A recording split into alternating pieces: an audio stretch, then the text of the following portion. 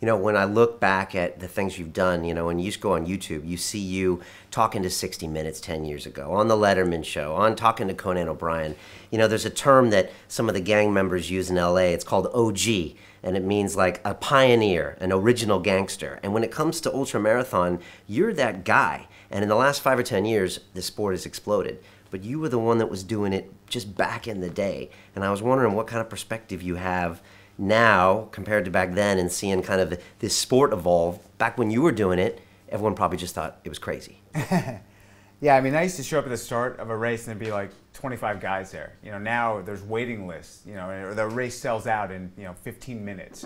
So it's grown very popular. It's become more like the marathons. If you've watched the marathon over the past 20 years, the average race times have increased a whole lot. So it used to be a bunch of very elite white guys running marathons. Boston Marathon, which just ran, it's 40% women.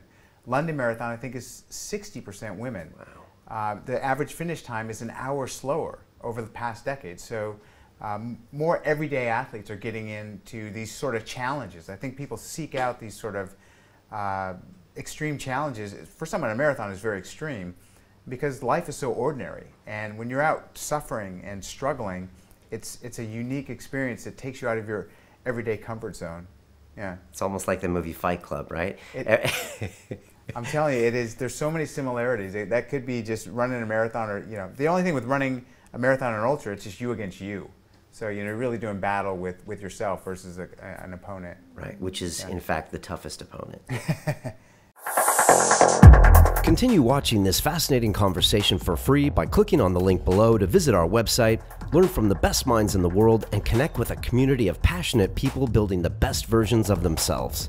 Just click on the link below, and I'll see you on the inside.